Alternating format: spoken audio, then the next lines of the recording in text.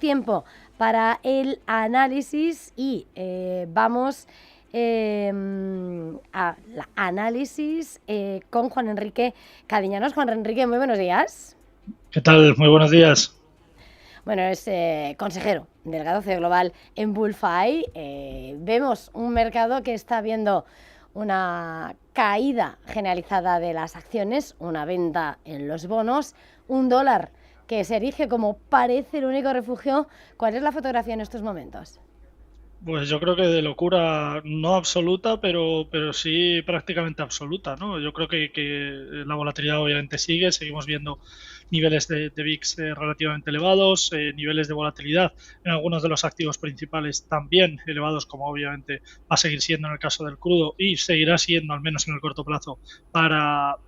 el oro. Y en general yo creo que nos encontramos ante una situación de cierta calma, con un euro dólar rondando en el torno del 1,1550, 1,1554 y por el momento, como digo, cierta relajación. Un Bitcoin instalado en los 70.000 y, como digo, con esa situación de relativa calma en el oro, el cual, bueno, ha pasado a un segundo plano con todo este protagonismo que ha ido ganando el crudo a lo largo de estas últimas sesiones, con esta volatilidad tan importante y esta absoluta locura, ¿no?, en la que nos encontramos, recuperación de los 100 dólares por barril, ataque a los 120, pérdida de los 100, y esto hay que tenerlo en cuenta, un activo que lleva meses y meses y meses parado, rondando en torno de los 55, 60 dólares por barril. Es verdad que Donald Trump ya hizo referencia ayer a que la guerra ha acabado.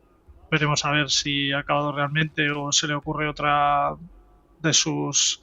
no sé cómo llamarlo ya, locuras o bueno, ideas, y en este sentido veremos lo que puede impactar al mercado y el interés que puede haber a nivel general. Por mirar algunos de lo que son las referencias y los actores más golpeados directamente, más allá de los colaterales, por lo que está siendo esta tensión inflacionaria, esos precios del petróleo, hemos tenido desde primeros momentos de este conflicto la mirada puesta, por supuesto, en el sector turismo y en el sector aéreo. IAG hoy está retrocediendo un 0,90%, en un escenario donde este sector aéreo está muy puesto en el punto de mira y en medio de referencias como aerolíneas del Pacífico, como Cathay, que están anunciando, anticipando subidas en el precio del petróleo, en las tarifas de la subida del precio del billete por ese petróleo, también afectando a las rutas. Y quería preguntarte ahora mismo, a la hora de establecer el análisis, ese sector aéreo, ese sector aerolíneas, ¿cómo lo miráis? Pues lógicamente también con especial interés, sobre todo con vistas a lo que puede ocurrir a medio plazo, ¿no? Yo creo que obviamente va a haber un encarecimiento, pero no solo a nivel bueno, la gasolina con la que vamos a repostar el coche o con los billetes que vamos a tener de avión, también en la comida, también en el resto de comercios. Lógicamente vamos a ver un incremento solo por el hecho del transporte, solo por el hecho de ese incremento de costes a las empresas por el transporte de un país a otro, o en una situación en la que lógicamente es complicada. Bueno, me hace bastante gracia, irónicamente hablando, cuando el gobierno general a nivel europeo hace referencia a que no, claro, es que la guerra hace que los precios suban, no, pero podrías no bajar los impuestos o por lo menos no impactar negativamente con los impuestos que tienes, pero bueno, eso no pasa nada, mejor que lo pague el ciudadano, y aquí seguimos, ¿no? Mudos, sin hacer absolutamente nada, sin dar un golpe encima de la mesa y esperando a ver cuál es la siguiente. Como digo, al final los precios se encarecerán, como es lógico. Al final hablamos de una lógica de precios en la que el crudo impacta a todo, porque al final el transporte va a ser necesario en este caso de esas mercancías, y obviamente el encarecimiento de los precios de las mismas también va a ser un hecho, porque las empresas no van a pagar ese encarecimiento del precio del petróleo, sino que obviamente lo vamos a pagar los usuarios, los clientes y en este caso también los ciudadanos. Más allá del sector aéreo, hay otro de los grandes protagonistas del día, está en lo que es la página de resultados, que todavía no ha terminado Juan Enrique, y que tiene entre esos nombres propios esta semana ese sector automovilístico. Hoy tenemos a BMW cayendo un 2,40% en el Setra ha presentado resultados, se esperaba una caída del beneficio, más la caída aún de los ingresos y sobre todo de cara a lo que mira a futuro, ese mensaje de que el impacto de los aranceles, de la competencia con China, va a dejar una rentabilidad prácticamente estable, un margen de fabricación estable frente a esos costes arancelarios. ¿Cuál es la lectura sobre estos resultados y, por lo tanto, qué traslada para el conjunto del sector europeo? Bueno, yo creo que unos resultados malos, esperados previamente. Es verdad que a nivel general el sector no pasa por su mejor momento, no pasa por un momento de bonanza y esto obviamente repercute de forma claramente negativa a nivel de resultados generales, a nivel de números y sobre todo a nivel de impactos de cara, como digo, al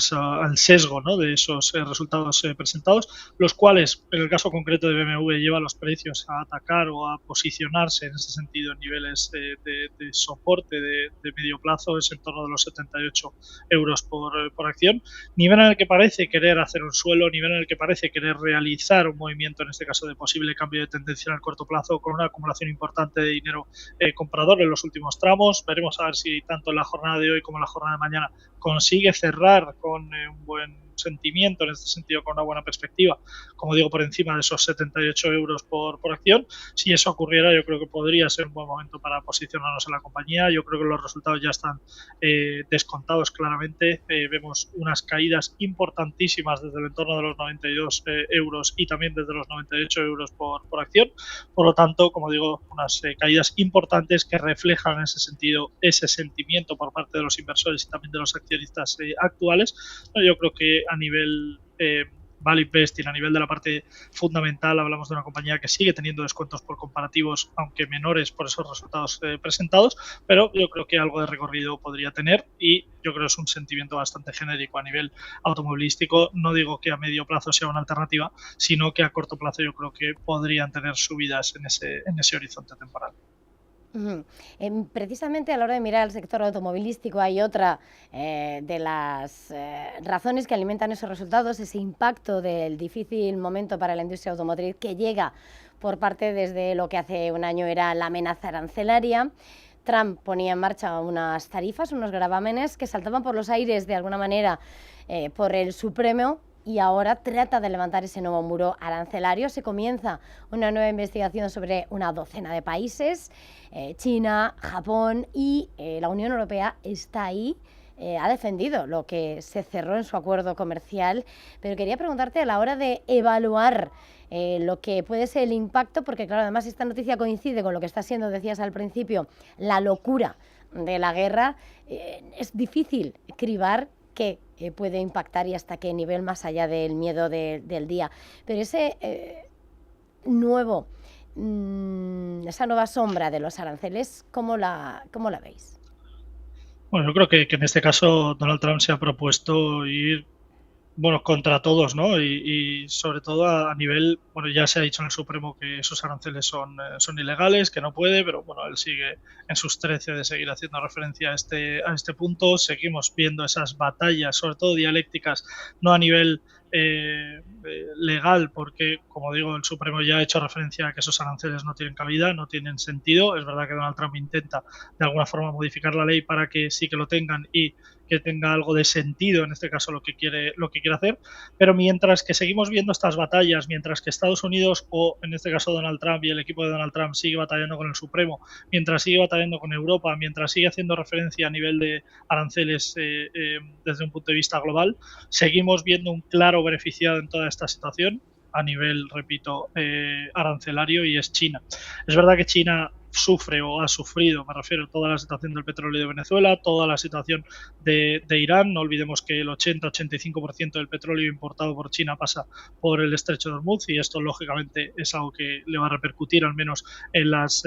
próximas referencias, pero a nivel automovilístico, a nivel arancelario, a nivel, por ejemplo, consumo, el gran beneficio de toda esta situación sigue siendo China, que es el gran enemigo al que Donald Trump ha hecho referencia en varias ocasiones, que hay que tener cuidado por esa situación de comercio. Pero es él quien le está dando alas, es él quien está echando gasolina, ¿no?, a esa hoguera, y una situación en la que va a ser muy complicado a nivel comercio, va a ser muy complicado para Europa y va a ser muy complicado también para Estados Unidos, porque, como digo, China sigue ganando muchísimo terreno, sigue posicionándose muy bien, y mientras tanto Estados Unidos y Donald Trump en concreto le sigue dando alas a una situación que China tranquila, sigue estando en un buen punto, y lógicamente todo esto le viene de perlas. Viendo los grandes temas que cubren al mercado, más allá de los títulos intradía, el temor al crédito privado se ha puesto de nuevo en mayúsculas en las últimas horas, con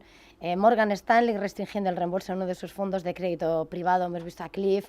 Quería preguntarte, ese tema que sigue latente en medio de lo que son los temores sobre la disrupción de la IA, y luego además con un añadido, porque estaba leyendo esta mañana entre los múltiples análisis cómo los analistas ya empiezan a advertir qué puede pasar en Oriente Medio, es donde se han situado grandes inversiones del desarrollo de grandes data centers por parte de los gigantes tecnológicos, por parte de esa apuesta del desarrollo de la tecnología después de la guerra, con lo cual hay muchas cosas que en ese horizonte a largo plazo puede que se tambaleen. ¿Cómo ves, por tanto, lo que está siendo ese capítulo que va abriendo páginas y páginas en ese libro sobre el cuestionamiento, las dudas de ese crédito privado? Pues como ya hemos comentado en alguna ocasión, al final toda la situación en la que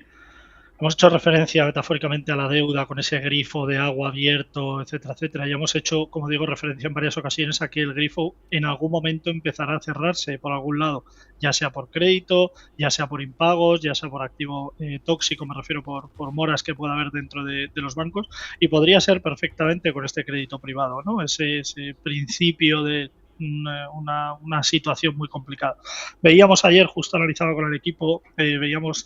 la gráfica constante crecimiento de la deuda en Estados Unidos, y veíamos cómo seguíamos, lógicamente, en máximos históricos, y el problema no es que esté en máximos históricos, es que está en máximos históricos constantes, es decir, cada día que pase el máximo es mayor, la deuda sigue siendo mayor, no mayor, infinitamente mayor, y como he dicho en varias ocasiones, al final eso es una fiesta, es una deuda, una factura que lógicamente va a pagar alguien, normalmente será el ciudadano, como ha pasado siempre, y como por desgracia va a seguir pasando siempre, mientras que por lo menos, como he dicho antes, sigamos aquí sentados esperando al santo advenimiento, o esperar a ver que alguien nos solucione la papeleta, sin ser nosotros, como digo, los que demos ese golpe encima de la mesa. Pero la situación en la que nos encontramos sigue siendo complicada a nivel de deuda en Estados Unidos. Donald Trump pone excusas, tiene una situación muy buena en cuanto al petróleo de Venezuela, todo ese oro, todas esas materias primas raras, etcétera, etcétera, toda la situación de Irán. Vende un poco el concepto de que el premio Nobel de la Paz y demás, pero obviamente Estados Unidos hace todo esto por muchas razones, y entre ellas principalmente por la deuda tan grande que tiene. Pero como digo, ese pistoletazo de salida en cuanto a que veamos que el grifo se va a ir cerrando poco a poco, vendrá principalmente por la banca, y esto puede ser un gran detonante y un grandísimo problema a medio plazo. Pues Juan Enrique Cadiñanos, CEO global en Bullfy, ha sido un verdadero placer una vez más este análisis. Gracias, feliz jornada y hasta la próxima. Igualmente, buen día y buen resto de semana.